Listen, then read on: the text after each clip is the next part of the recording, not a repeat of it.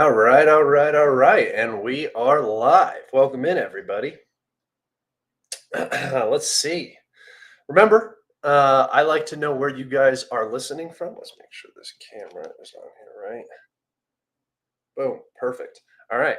I like to know where you guys are listening from, so don't be afraid to throw up the area of the world in which you are from. And welcome everybody into episode 165 of Calibrated Live with Scott. I am, of course, your host, Scott. The title of this episode is From Bad to Worse, which I think is pretty clear based off of the thumbnail. The situation for the Ukrainians around the Pokrovsk conglomerate has gotten much, much worse over the past 5 days since my last live stream. So we are on here to talk about that. We have some big chunk map updates that we're going to go over. So we got a lot to talk about. Let's see. Calibrated, Willie, History Legends, and Constantine are my mainstays for the Ukraine war analysis. I appreciate it, brother.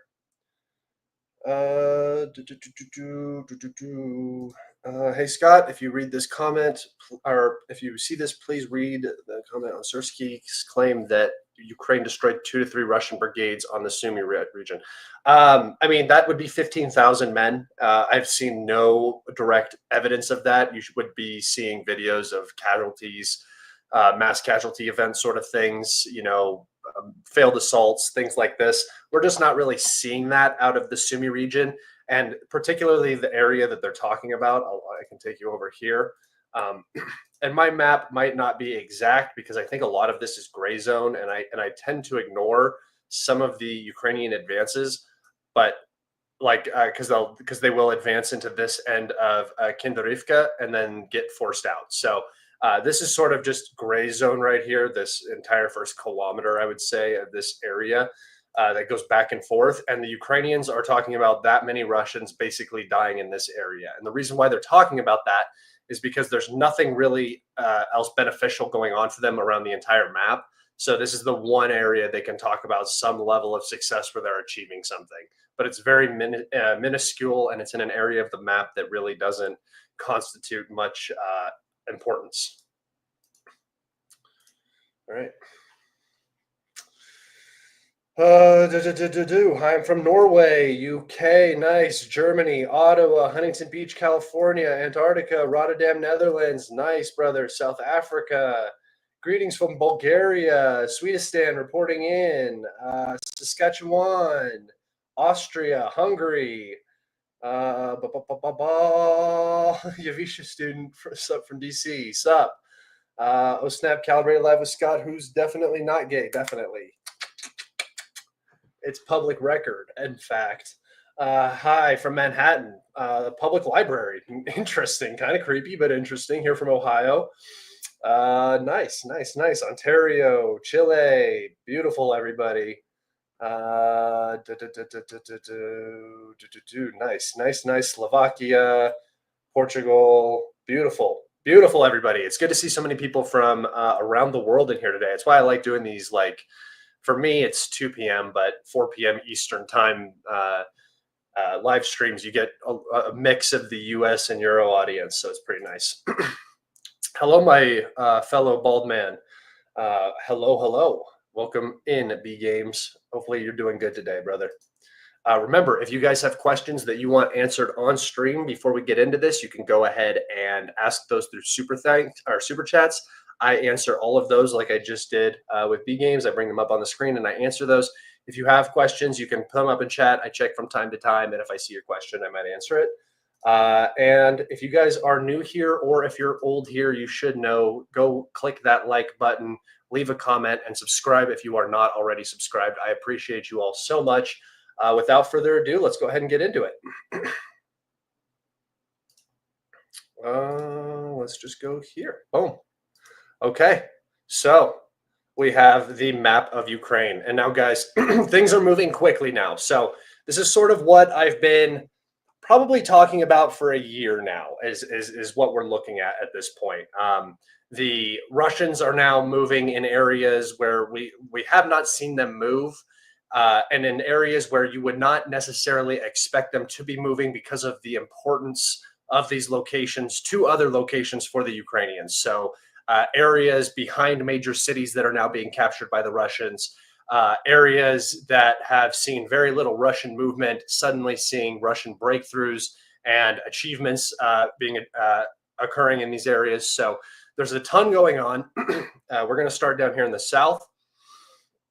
The village of Timurivka has been captured by Russian forces. This is in the Zaporozhye Oblast. So the Russians have crossed from the southern Donetsk Oblast into the northern part of the Zaporozhye Oblast over here, and are going to continue pushing down this road, like I talked about, towards Polyai-Polye. This is, again, very important. Once they get on this road, once they're able to disrupt logistics into Polyai-Polye, the fight for this village is going to begin. And again, remember, the importance of these areas cannot be understated. Moving north from Polyai-Polye, this is one of the only roads in the region. It leads right up to Pokrovsk, which is, again, going to be an important logistics center here very soon. You have the road that leads west, or east, obviously. You also have the road that leads west to the rear of Orikhiv, another important logistic area that the Russians, once captured, will be able to use against the Ukrainians, pushing up north along the few roads towards the city of Zaporozhye and the northern Zaporozhye region just in general. All right. Implications of the fall of Chasiv Yar. I guess we can move right up there right now, because this is another smaller update, not a particularly overly important update. I mean, it's important in the grandeur of saying Chasiv Yar has finally been captured by the Russians is much more important than the actual implications of this. But it is an important step, and it is an important step towards the encirclement of Konstantinivka. So in the Chasiv Yar area, Russian forces have finally pushed out, captured, closed this little pocket in between these two reservoirs right here, and have pushed out to the edges of Chasiv Yar. Down here, more specifically, they captured this neighborhood, which was the final remaining territory of Chasiv Yar that was under Ukrainian control, that's actually within the district, the Chasiv Yar district, whatever the city, the township is. So Chasiv Yar has now been completely captured. And it is very important because we'll actually go over to the topographical map here. Bing, bing, bing. And we'll go up to Chasiv Yar. And you can see that this is the outline of the city right here. So you can see where the, let's make this bigger. You can see where the Russians have captured out to is basically directly along this line and then down into Stepochke. So that line right here, this little dash line that you can see, is the outer township of Chasiv Yar that has been captured. Now the Russians will likely continue down this railway right here towards this village, which I believe is Izivka. So moving towards this village, which will then put them directly behind Konstantinivka, a lot like we're seeing in the Pokrovsk area right now, which we're going to talk about. So overall, not a amazingly significant achievement here in capturing this. However, it will mean now that the Russians do control the dominant high ground in the region. It will make the push onto the northern flank of Konstantinivka, northeastern flank of Konstantinivka, more attainable now that Stepochke has been fully captured. Gaining this high ground will be of utmost importance, but most importantly will be the continued push down the railway here towards Izivka. Back over to the map. Oops. Back over to the map.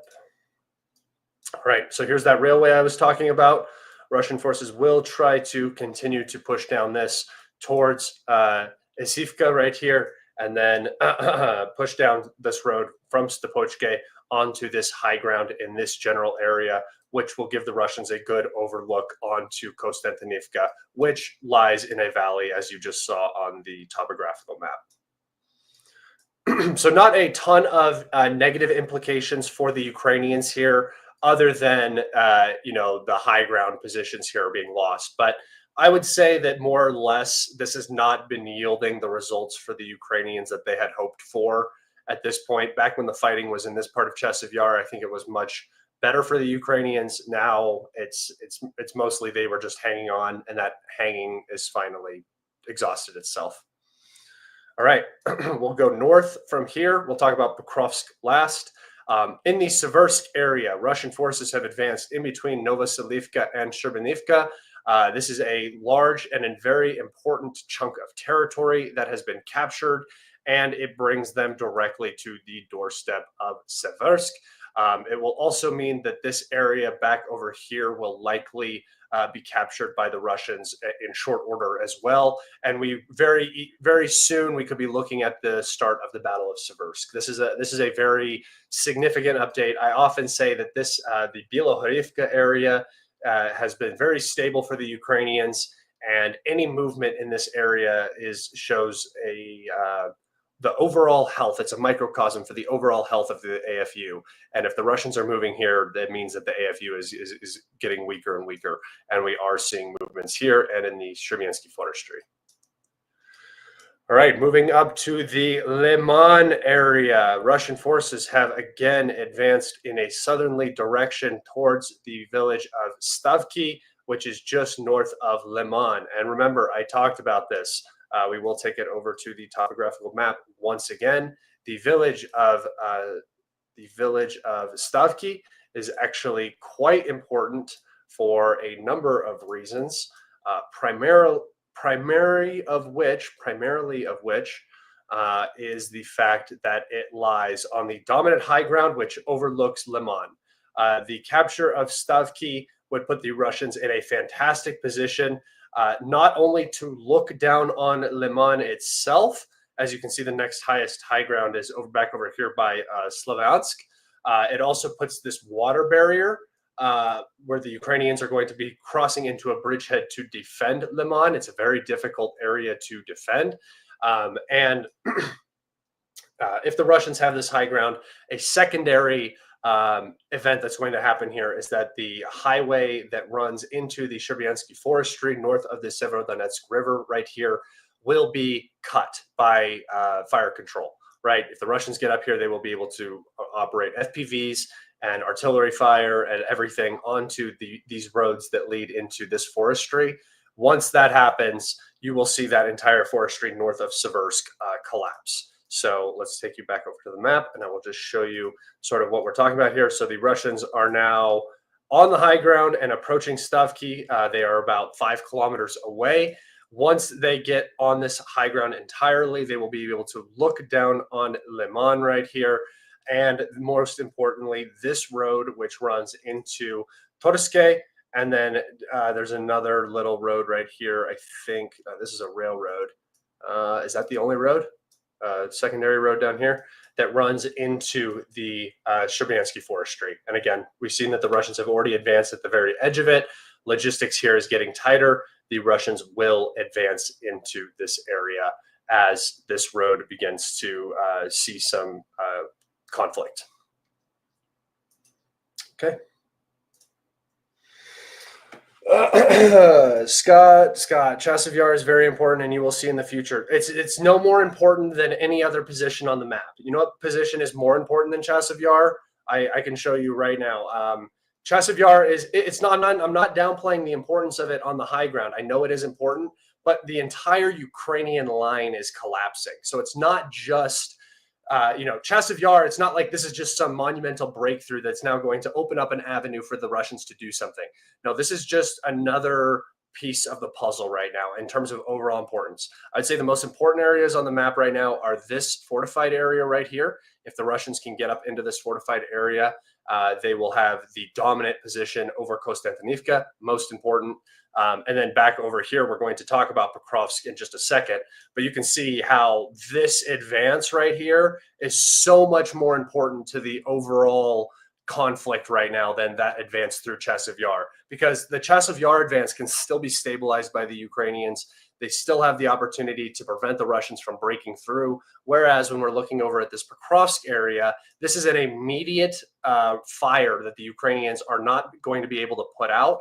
The Russians are breaking through on the backside of Pokrovsk. The flank is almost completely exposed. We're almost looking at a tactical encirclement, almost a full encirclement of Minharad and potentially parts of Pokrovsk. So when we're talking about importance, that's what I'm sort of talking about. Yes, Chasiv Yar is extremely important. It's on the high ground.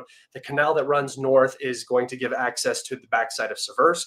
It's also going to give access to the dominant high ground that overlooks Kramatorsk, Slavyansk, Druskivka. I understand the map. All I do is look at the map. So I do know how important these areas are, but there are other very, very, very important things that are going on that are much more important than this little pocket closing and this little subdivision getting captured, right? It's just not as important right now. That's what I'm talking about. But this is a perfect segue into the Pokrovsk area, where we are seeing a extremely unfortunate situation unfolding for the AFU. We're going to go to the north first, where the Russians broke through these fielded areas in between Novotrotsky and Chasiv Yar.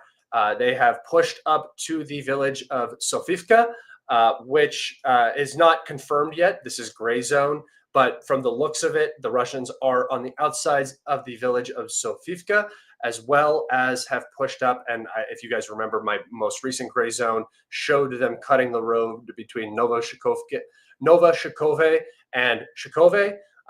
It now appears that the Russians have taken over this entire defensive fortification between let's see, Dorozhine. I don't know if the J is silent there. Dorozhine, and Novoshikove. So this entire fortification here has been captured all the way down to the northern end of Radonske. We do have confirmed Russian advance into the village of Mayak, which has now been fully captured, and right here through the village of Zadishok, all the way to the railroad. And this is, again, important. I will take you now over to the topographical map. And I've talked about this so many times. You guys should already know what this topographical map is going to look like, because I've showed you time and time again what is happening on the backside of Pokrovsk. Where are we? Dnipro, or Chutney. Where is Pokrovsk? Right here. Okay, so here is the situation that we are looking at. Here is Pokrovsk, here's Minharad, here is the terrain, the elevated terrain that the Russians have just captured. We're going to talk about that in just a second, but here's that jet. So here is Mayak, here is the rail station that is in the green zone, and then here is the area where the Russians have actually accessed the railway and are in control of it, which means that the Russians are now behind the village of Radonske, which is the primary logistics hub into Pokrovsk. So if you're looking at it from sort of a Bakhmut sort of perspective, I'll take us over to Bakhmut and we can look at it. If you guys remember how the Battle of Bakhmut went down, that would be like the Russians being on the backside of Ivanivsky right here, which did end up happening. So that's sort of the tail end of the battle that we are in. And the Ukrainians are much weaker in this pocket than they were in Bakhmut. So the Russians are on both ends basically of Ivanivsky, and they're breathing down the Ukrainian neck in this area.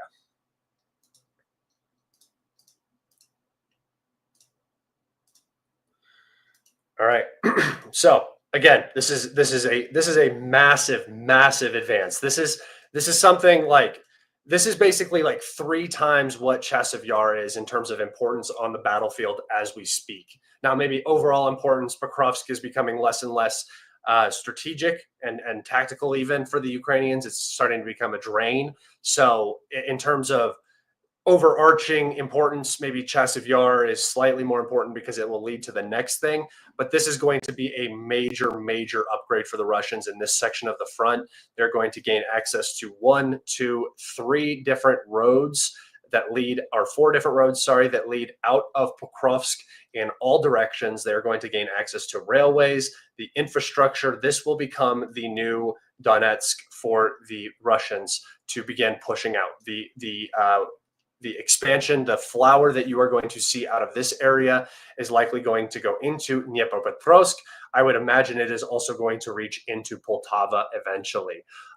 Who knows? The Russians might just go directly up for Juskivka and the backside of Kramatorsk. That seems very logical. If they get onto these roads back behind and can cause chaos, they will force the Ukrainians to retreat from this area. However, if that doesn't happen, and the Ukrainians might try to hold this area with more importance, the Russians will just continue towards Dorbopila and then up towards Povrahad and these areas over here. So lots of options if Pokrovsk and Minharad fall. Lots of options also if they fall relatively quickly and the Russians are able to springboard that into further gains on the backside of the city. All right, moving down to the south, Russian forces have pushed out towards this industrial facility and this industrial mound. Guys, if this falls to the Russians, Pokrovsk and Minharad are gone. The city, it should just be considered a loss. The Ukrainians should just retreat out of it. They will have absolutely no high ground to sit on. They will be sitting in valleys, and they will be retreating on roads that are being watched by ATGMs, artillery. There are reconnaissance units up on these hills now looking down and directing fire, probably firing themselves onto the roads leading this city. So things are getting much, much, much worse for the Ukrainians logistically. Like I said, the title explains this perfectly clear. From bad to worse is the only way you can explain the situation for the Ukrainians. And looking at the gray zones, you can see how this could become potentially catastrophic very quick. I mean, shit, the Russians are all of 6 miles away from Dorbopila, which is, I made a joke that the Russians were going to be in Dorbopila before Pokrovsk and Minharad fall. And that's almost looking like a stark reality now compared to a joke. Moving down to the other most important area of the front right now, Russian deep reconnaissance units have been spotted and geolocated at different areas deep inside of Pokrovsk.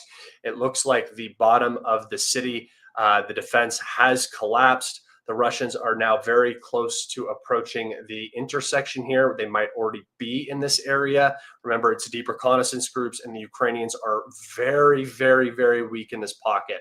So if the Russians are able to get pressure onto this road, it will basically mean that Minharad is cut off from the rest of the Ukrainian garrison.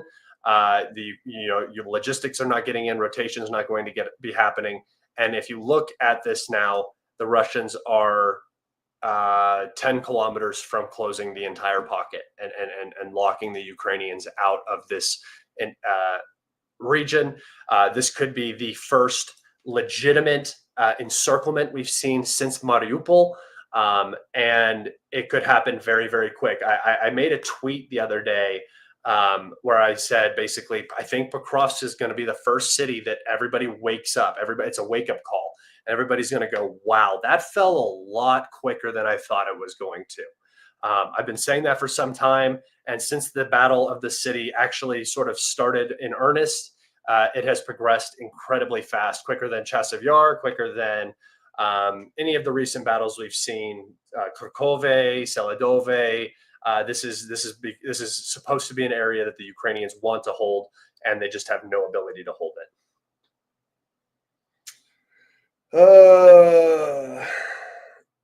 How much of Pokrovsk is under Russian control? It's kind of hard to say because, like I said, these are deep reconnaissance units. So they are acting sort of independently from the overarching military structure. I mean, not like, I don't know. You don't consider a DRG movement into an area confirmed control because it's usually a small group that is in there doing some sort of sabotage or reconnaissance, obviously.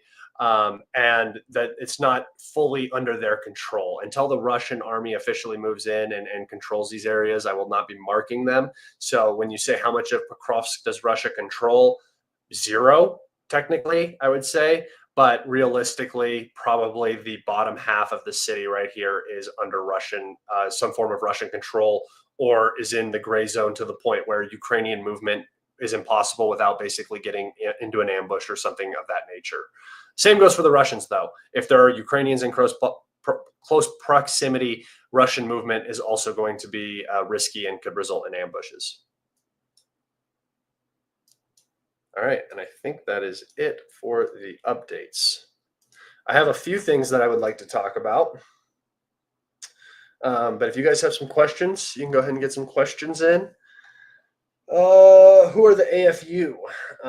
Now, bunch of old men, but it used to be the Ukrainian Armed Forces. How many men are they losing by not tactically retreating? Just in general, like, what do you think it is? I think that they are getting absolutely killed in these. This is like this period of time now. What we're seeing around Pokrovsk is sort of the it's sort of the perfect example of when the Ukrainian defense goes from beneficial, like, when the Russians are taking higher casualties, trying to get through the more difficult areas. We're getting into the dog days for the Ukrainians in some of these places. And like I said, particularly Pokrovsk, because they have no logistics and rotation coming in. So the people in here are sort of stuck. There might be some guys getting in on back roads, cars that get in. I would say probably like 1 in every 4 vehicles that approaches this area is actually going to make it in.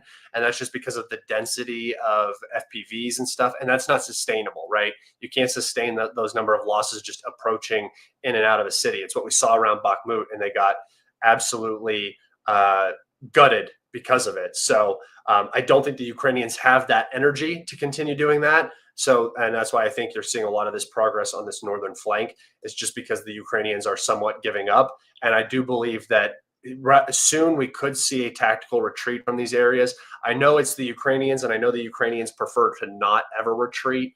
But in my personal opinion, I think this war is getting to the point where local commanders are going to start making decisions that sort of go against the political narrative, because of just how irreconcilable the position is for the people on the ground. Like, yeah, hold Minharad, hold it for as long as you can. Well, the Russians control all of the roads that go into Minharad, so that's impossible. How are we supposed to do that? We can't do that. You're disconnected from reality. I'm going to order a retreat, or the guys are just going to walk out themselves because they're not going to get stuck in a pocket. But we'll see. We'll see.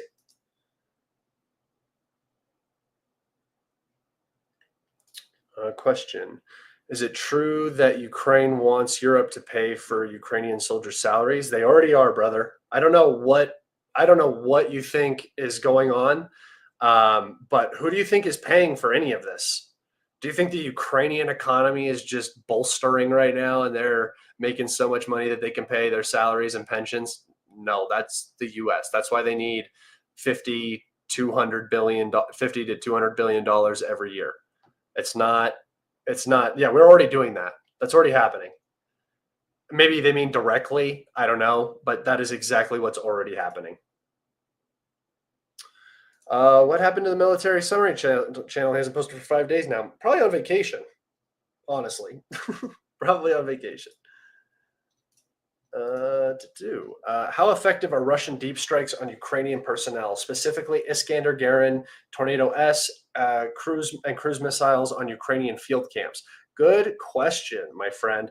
Let me go over to our my Twitter profile, and I will look up a particular post where I actually just talked about this, and then I also have a little bit to talk about in the Kherson area as well. So.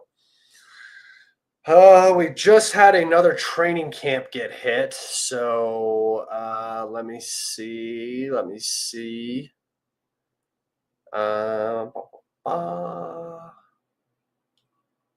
did I post it? I posted it somewhere.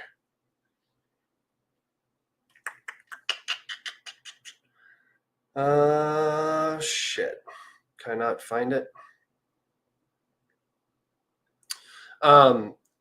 The deep strikes have become much, much more effective. So I think that Ukrainian early warning has become, oh, here it is. There you go.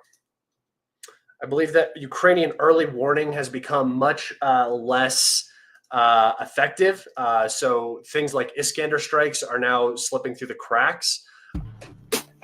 Here we can see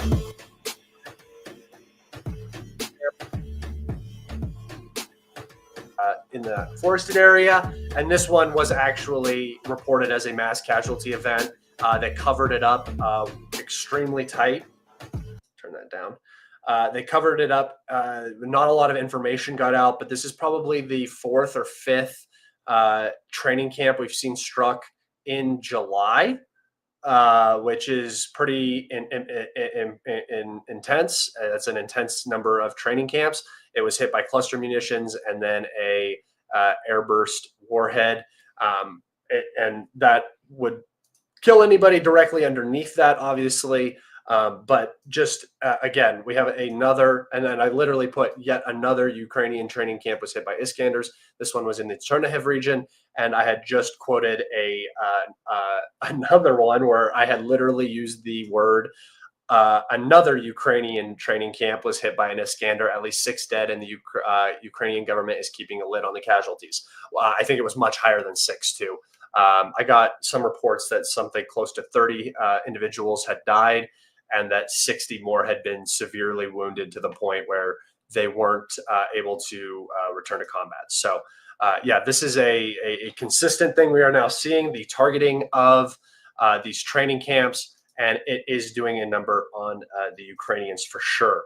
I think that it's more important, honestly, to disrupt the training than the actual casualties. The casualties come a lot easier at the front, but by doing that, by striking that large of a concentration of troops, you really just disrupt an entire training program. You destroy an entire battalion structure when you do this from when they're green, and that's just the easiest way to prevent new soldiers from reaching the battlefield. So yeah, it has specifically gotten better as Russian reconnaissance drones have had a lot more freedom. As you saw, that video in the Chernihiv region of a training camp was under reconnaissance drones. So the Ukrainians are actively trying to train their new recruits under Russian reconnaissance drones, which then are followed up by tactical ballistic missile strikes. So very effective. I would say very effective as of late, especially. M, thank you for your question. Do you foresee the Maxim Krivno's battalion eventually becoming new security forces for Kiev, and what type of combat role do they play now? I actually don't know specifically what combat role they play now. I would have to look up exactly who you're talking about. But I don't think anybody is going to become the new security forces in Kiev. I think that what you're looking at right now is the dying thrashes of this proxy. What's going to end up happening, if anything happens by the West, is going to be that Zelensky will be removed and a new government will be put in place that will be willing to negotiate with the Russians. I do believe you could see that potentially in the near future. It seems like they're already talking about that, especially with the recent moves by the Office of the President in Ukraine to take anti-corruption, Western anti-corruption measures under their control. That didn't play well. It got people in the streets at the behest of the United States, in my personal opinion. So I don't think you're going to see new security forces. I think that this is sort of just you're just watching the slope down. And it's not going to get any better, and it's probably just going to stay mostly the same, as bad as that is for Ukraine. Chasiv Yar, Pokrovsk, Kupyansk, and Siversk. Things aren't just cracking in one spot, but across the entire line. Will the AFU retreat to the Dnieper? If the entire structure of the Ukrainian military collapses, yes. But with the support of the United States, I think that this fight can continue for some period of time. It'll be a much weakened state. Obviously, cities like Pokrovsk are going to fall. You're going to see the Russians making advances in areas. The Russians will soon be on the right bank of the Dnieper River in Kherson, for sure. I believe that is coming. I believe that they've been preparing that for some time. I'm going to talk about Kherson in just a second. So, yeah. I do think that you could see a retreat to that river line. However, I'm not going to say that is what is happening right now. Things are accelerating for sure, but that doesn't mean that we're at the point where the Ukrainians are just going to start giving up on whole oblasts. Legion Liberator, thank you for your donation, your you can always ask a question with that as well, but I appreciate you supporting the show. Any Kupyansk news? Also, what's up with Trump's 10-day deadline? Do you think he will act on his promise? I think that they have basically, I've said this for some time, that the U.S., the idea is to pivot to China, right? And the U.S. cannot do that pivot successfully if Ukraine is still happening, if the Russians are still in a Russo-Chinese alliance, relationship, whatever you want to call it, partnership, that cannot stand. So the U.S. has no option but to really continue supporting Ukraine, and part of that is continuing to put pressure on the Russian Federation. It looks like they might try to do tariffs on allied nations and force a tariff regime on Russia, which would include China not buying Russian oil. And if they do, they are going to be forced to pay more for that or be sanctioned or something. The Chinese have just come out and outright said that that's not going to happen. They're not going to follow that. So already it's kind of failing. I don't know what the idea is. It just looks like desperation to me. The whole 10-day thing went from 50 days to 10 days. That's not how diplomacy works. They're not children. These are not little kids. You cannot be like 10, 9, 5, 4, 3. Like, you can't do that. Like, that's like, you think Putin is going to get pushed around by a time deadline? No, that's not the situation. I don't know if Trump is just completely out of touch or if there's just really no other options. But they can't sanction anybody else. They've sanctioned everybody they can. The Russian economy is independent from the U.S. economy at this point. So there's no leverage anymore. And this is a huge issue. This is the biggest problem with levying sanctions against Russia for the invasion of Crimea in 2014. Was you introduced them to what you were going to do to them later on, and they prepared. They didn't just sit around and wait for you to do what you were going to do. They prepared, and now the U.S. is the one who's actually getting bogged down. The U.S. needs to pivot to China, but instead we're stuck in Ukraine. The Iranian regime is still standing, and China is still on the rise. So things are not going on the timeline I think we want them to. And now you're going to start to see the desperation moves from the Trump administration, like the 50-day nonsense, 10-day nonsense. Oh, and no news on Kupyansk right now. It just is like that area is just like you'll get news like once every 10 days. Is NAFO's main source of copium, Kupyansk, safe? No, it's not safe. It's actually in a very bad way right now. I can take you over and you can see what is going on in that area. And in fact, I think there was some movement over here by Stepova, Novoselica. This bottom corner and part of the road, I think, has been captured. So as we can see, the bottom part of the pocket is beginning to weaken, which is what happens when intense pressure gets put on the supply into the region.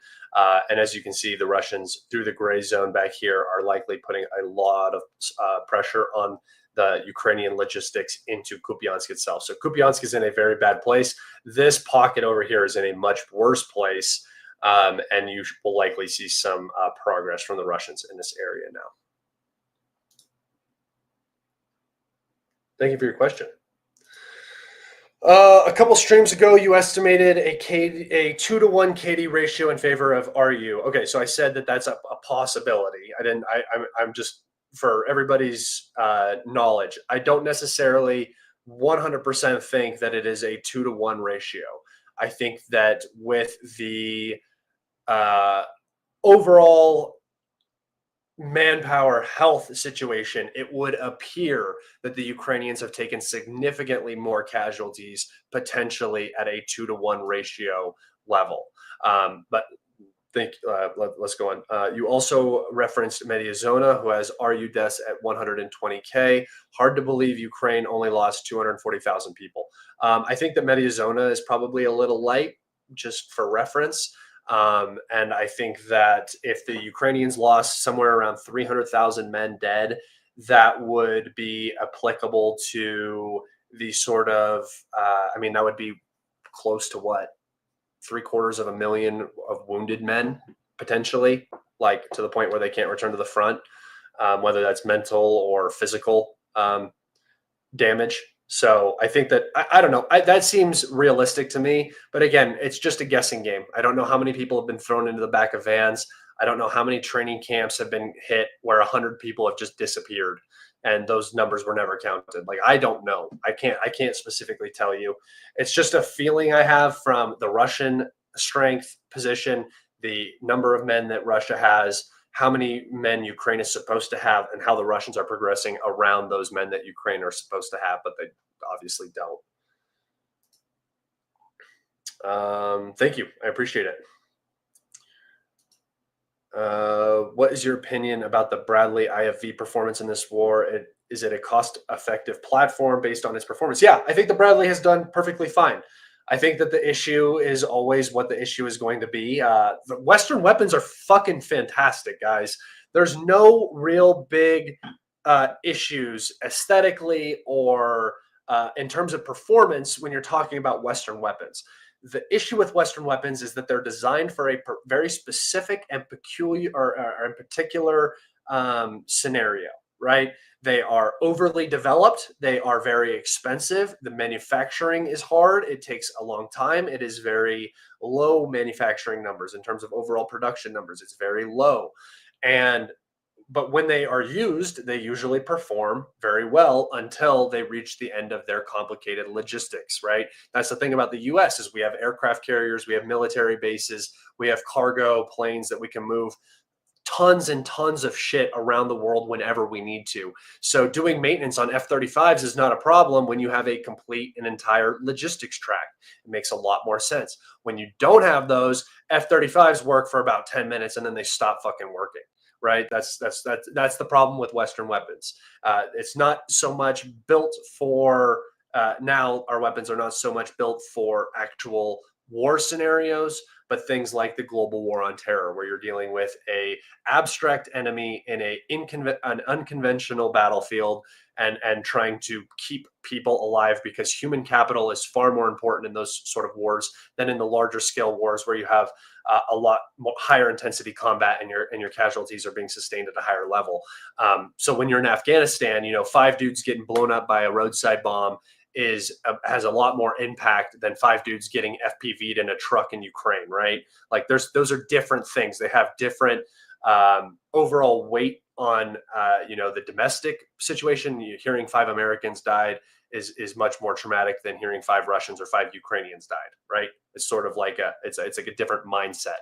So that's how you have to think about Western weapons. The Bradley IFV is fantastic. In a one-on-one against any BMP or anything, it's going to win. It is a heavily armored IFV. It is a very good vehicle.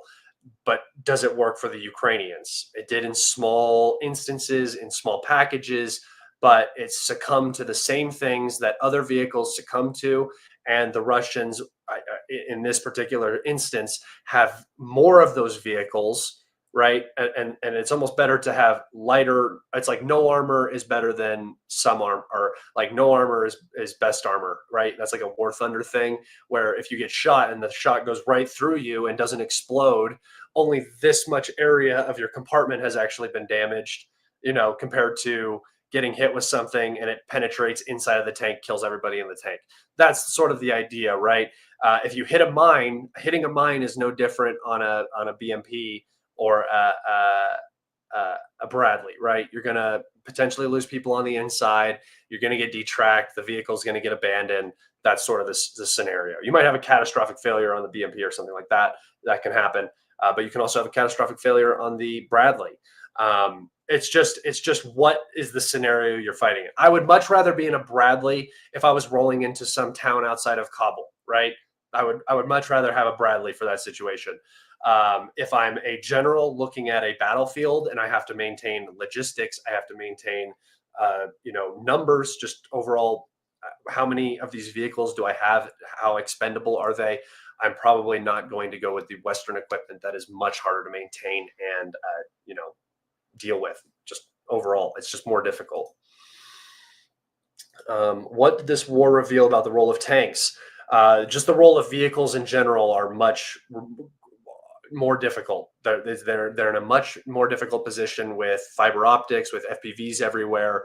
Light vehicles that used to be able to run logistics in the rear have a much more difficult time when your enemy is able to control all of the highways for 20, 30, 40 kilometers up to the front line. And especially in a more stagnant war, vehicles are almost a detriment at a certain point, and the Ukrainians stop taking them in because you're having these sort of mass casualty events when trucks are getting hit or buses are getting hit. Civilian vehicles are very difficult to use.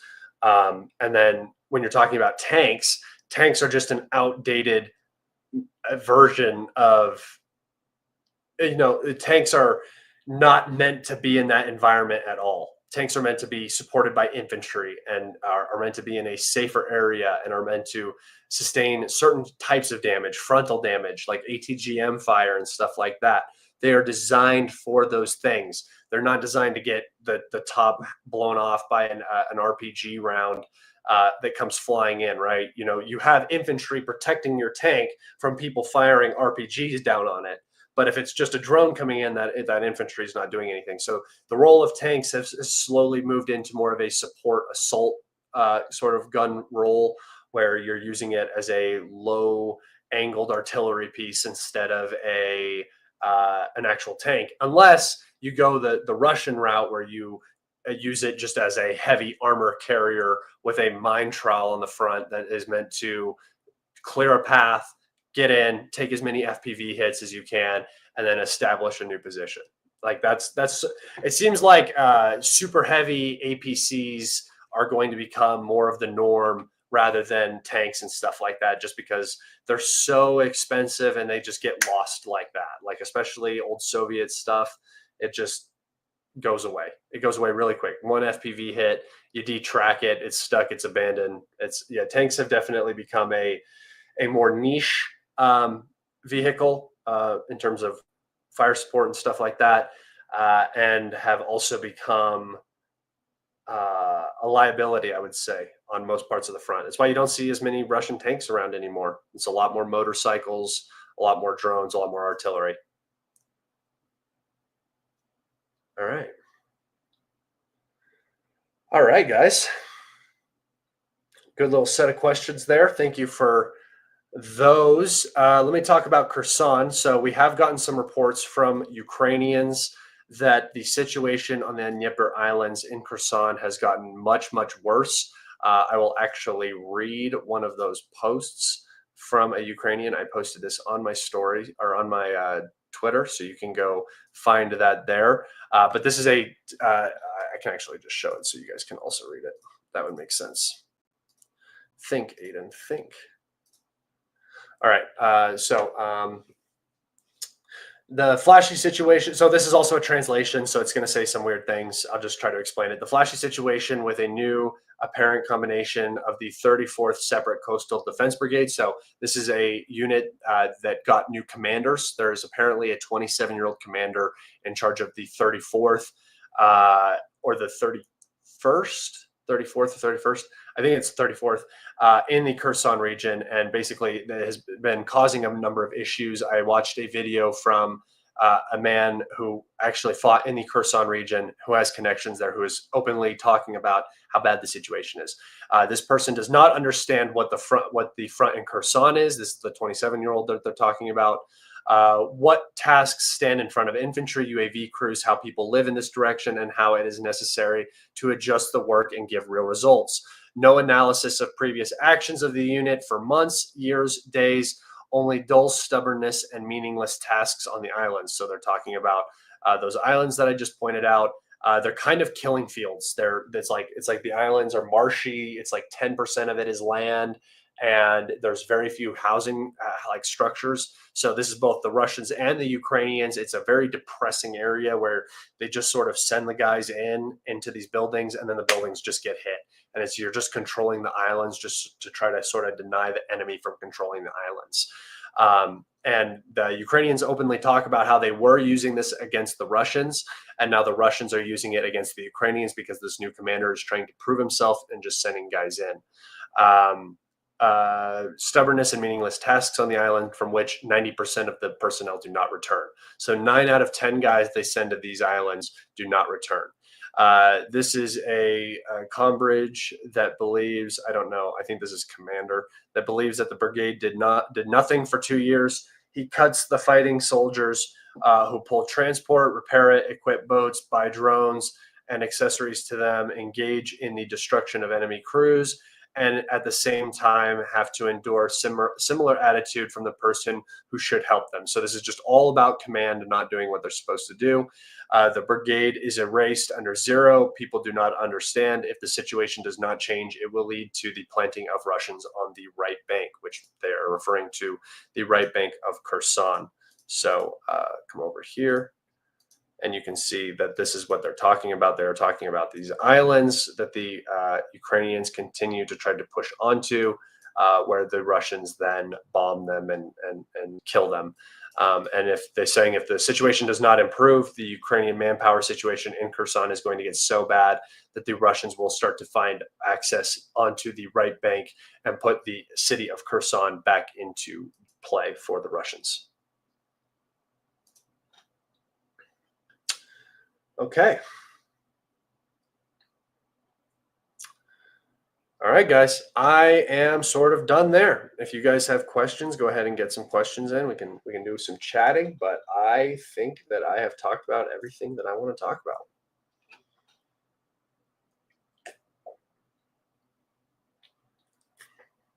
Where do I think the Russians will land, south or north of Kherson? Probably south. I think that area is just more open. So I think to the south of the city is where they'll probably try to land.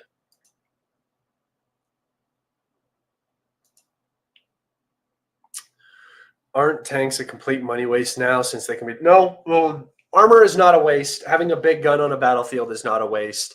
It's just you have to find innovative ways to protect them. This is something that I've actually talked about quite a bit. I'm very excited for when the first Guardian drone systems come out, basically interceptor drones that are connected to a trophy system almost on top of a tank. When it detects an FPV, it locks onto the signal, goes and chases it. You have maybe 6 of them on a tank to defend you from FPV attacks. Same thing could be applied to some shoulder-mounted or backpack-mounted system for infantry, or even just a whole backpack system that is as a portable Guardian drone system for assault units when they're going in. I think that that is going to be something you are going to see, and that is really going to change the face, because it's always it's like what is it, a snake? Is it the snake and the frog? Is that the metaphor? The two that are always opposed to each other. It's a evolutionary arms race, right? But it's a weapons arms race. You have the turtle, the tank, and you have the thing that's trying to get through the shell, right? And they're always surpassing each other. The defense capabilities become better than the offensive capabilities. The offensive capabilities then improve to deal with these new defensive capabilities. It goes back and forth and back and forth and back and forth. So eventually you will see tanks, because tanks are important. It is important to have soft, squishy humans protected by metal, and that is an important thing. And as soon as you can deal with the FPVs, whether that is through signal jamming, whether that is through interceptor drones, whatever that is, it will make tanks much more applicable on the battlefield, the modern battlefield. There's still going to be areas where tanks are also going to be beneficial, like when you're fighting against Taliban. Like, that's important. Like the guys in Gaza, it's important that they have Merkavas and APCs, even though they lose them. Right, they would be getting absolutely slaughtered in horrible ambushes, worse than they already are if they did not have armored vehicles and stuff like that. So there's still definitely going to be applications for heavy armor. Signal, what about fiber optic then? Listen, you're only going to be able to do so much. The thing about fiber optic drones is they tend to have a more limited range, and they are easier to shoot down, fiber optic drones, when they're on approach. So a guy with a shotgun it's much easier to shoot at a fiber optic drone than it is an FPV that is just on a signal flying around. However, it is easier to jam a FPV signal compared to a fiber optic that can't be jammed. So I get what you're saying, but there's still options, and you will see humans innovate, especially when they're dying, to prevent themselves from dying, for sure. Hey, Scott, I'm hearing a lot of pro-Ukrainians saying that Azov lost its neo-Nazi status. What do you say on this? I mean, if the entire ideology that is behind it is now dead within it, and it's just being used as sort of a placeholder, as a nationalistic idea, right? Azov, defenders of Ukraine, sort of idea. I can definitely believe it. I think that that's the right sector has gotten incredibly weak by design in Ukraine. All right.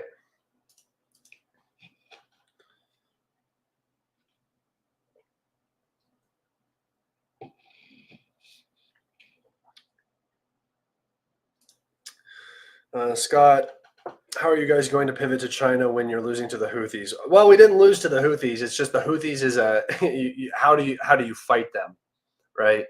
You have to basically invade. You would have to invade. It's like fighting Afghanistan without ever or fighting the Taliban in Afghanistan without ever setting foot in Afghanistan. Like, it's impossible. You can't win that. So yeah, no, I think it was definitely a show of what the U.S. is capable of, and how when we're put into a position where we can't go all out, where we can't actually invade, we're actually very susceptible to very easy counters, like simple anti-ship missiles and stuff like that.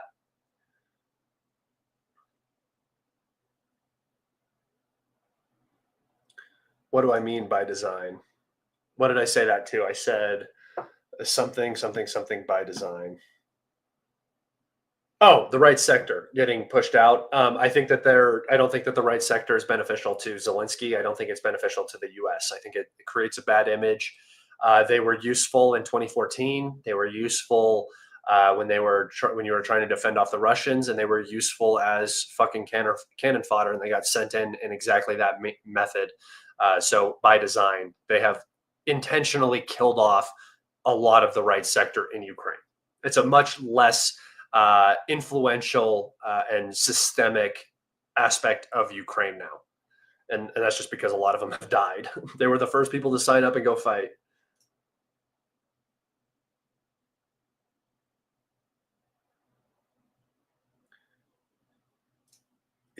I mean, yeah. Again, saying you lost to the Houthis. I mean, what did the Houthis win exactly? They got bombed a lot. They've actually taken some pretty significant economic damage from the Israelis. I don't think it's a win or loss thing. I think that the U.S. should not have gone and tried to position itself like that in a situation that was unwinnable. It's like I said, it's like saying we're going to go overthrow the Taliban and we're going to go fight them, but we're never going to actually send any troops into Afghanistan. We're just going to try to bomb them from the coast for a little while. It's like, that's not going to fucking work. Like, these groups have been bombed for decades. So it wasn't really a loss. It was like, why the hell are you even doing this to begin with? I guess if you call that a loss, sure. But I don't think the Houthis really lost. I don't think the U.S. really lost anything. I think that the U.S. used that time to move a ton of equipment into the Israeli region to protect them from what was going to be the upcoming confrontation with Iran, which is exactly what they did. So, yeah, I don't think it's a loss. I think you're looking at it sort of narrow-mindedly and emotionally. I'm the first person to say the U.S. lost somewhere. Trust me. I'll be the first person to tell you. It's like saying we lost in Afghanistan. It's like, yeah, we lost, but it's because the fight we went in there for Osama bin Laden, and then we got stuck trying to nation build. It's like, you're never going to win that. Those people do not want you there. They don't care about you. It's like, yeah, you lost, but you won for 20 years, and then you just decided to leave. If that's losing, then sure, we lost. And yeah, I know that when we left, people were falling off planes. Trust me, I'm not minimizing the Afghanistan debacle. I'm just saying it wasn't like we didn't really lose it. We went in and we controlled the country for 20 years. It's just we didn't have there's no reason to stay there. So it was stupid to take it over in the first place, and we lost because we decided that we lost. Like, as a society, we were like, we just need to leave Afghanistan. It doesn't even make sense. Hi, Scott. Any confirmation that the ship delivering Australian tanks to Odessa was sunk by a missile? No, I have not heard anything of that. I've literally heard nothing of that. Whatever source you got that from, stop listening to that source. If a ship sinks in the Black Sea, I will be the first fucking person to tell you. It will be on firms. You will be able to see it. No. So whatever source you got that from, axed them.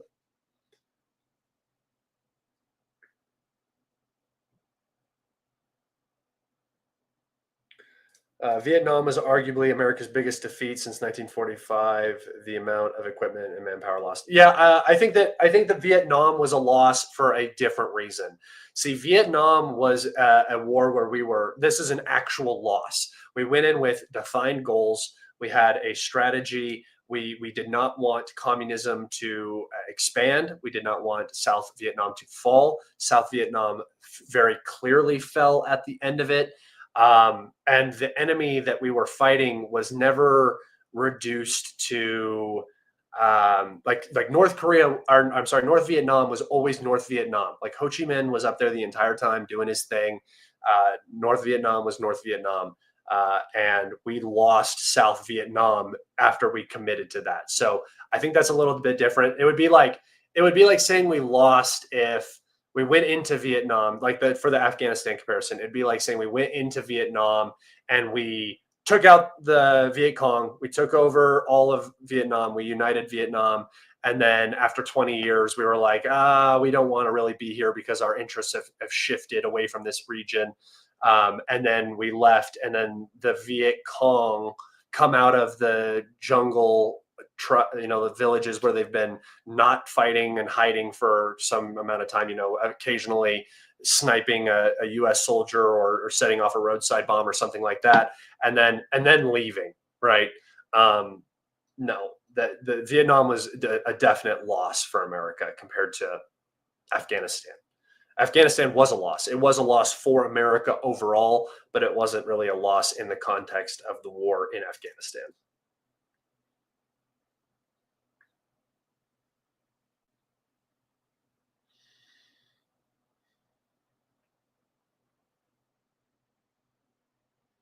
Scott, when are you going to collab with Brian Berletic again? Whenever Brian wants to.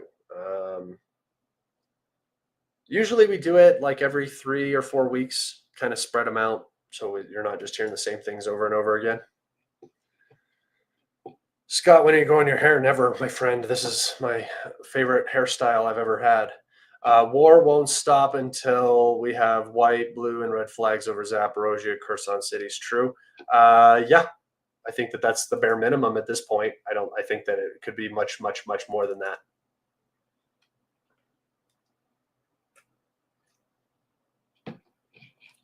Same hair like Brian. Yep. All right, guys. That's where I'm going to wrap it up. Thank you so much for tuning in today. This has been episode 165 of Kalibrated with Scott. Guys, I might be doing another episode really soon. As soon as Pokrovsk falls is probably going to be my next episode, which could be maybe not when it falls, but as that situation develops on the backside and we get into the final days of this battle, that'll probably be my next live stream, which I think could be like this weekend. So be on the lookout for that. Things are moving very quick. We will talk about that. Thoughts on last night's strike on Kiev. The strike on Kiev was wild. The Russians fired 13 Iskander-K cruise missiles at the city. The strikes were intense. You can find those on my Telegram. It's like 13 consecutive hits in a row. Pretty gnarly. But again, the Russians, when they have targets, they're going to fire at those targets. I don't think it was anything particularly special, just airports and UAV facilities again. So, production facilities. Nothing outstanding, but definitely a notable event for sure. All right, guys. Thank you so much. I will see you on the next one. Take care and be safe. Good luck to all of you.